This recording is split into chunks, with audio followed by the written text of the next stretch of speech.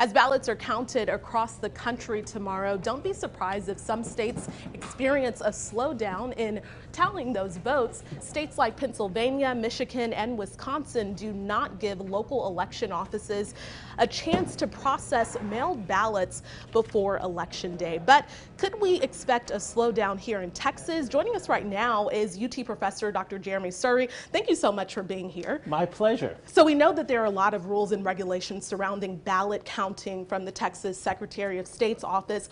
Walk us through that process, though, that ballot counting process. So as most voters know, when you go and vote, there is often a paper copy created of your ballot. You often vote on a screen. That's how I did. And then you get a paper ballot that you put through a machine.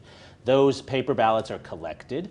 They are tallied by the machine to which they're put in. And then those tallies are watched by a number of state and sometimes federal entities. They're taken and counted in a central location. And the counting is then overseen by the state and then audited by the state thereafter. So the real message here is that no one person controls the count, and it is a clearly overseen process. It's a process that has many areas for transparency, and so we should be confident that we're getting an accurate count, and because we have paper ballots, we can always do a recount. Yeah, okay, and so you talk about just the fact that there is that transparency there. So from ballot counting to ballot storage, how do Texas elected officials, how do they ensure the integrity of the elections? So anything that happens within the voting locations, those locations are then locked at night and monitored.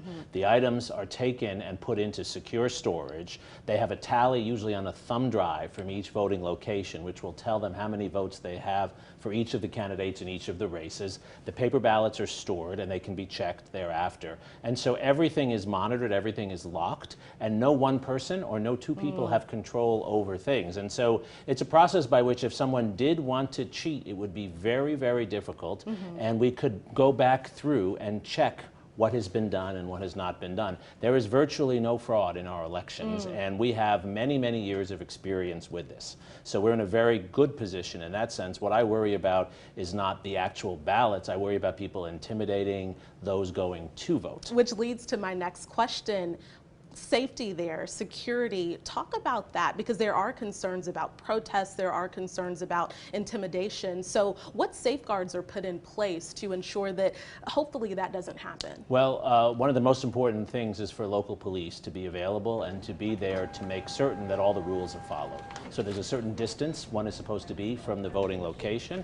There are limits upon what kinds of signs you can bring in. You cannot wear even a shirt from a particular candidate when you go to vote. These are very important rules, so you don't feel intimidated if you're in line and others are wearing different shirts. So we have to make sure the rules are enforced, and we have to make sure that if anyone acts in an uncivil and illegal way, they are immediately removed from the circumstances. Election judges who will be present and election monitors, many of whom are sent by the Secretary of State, will be there, and they will be there to report any issues as necessary to local and, if necessary, to state police. Okay, Dr. Jeremi Suri, as always, thank you so much for your insight. We really appreciate it. Thank you.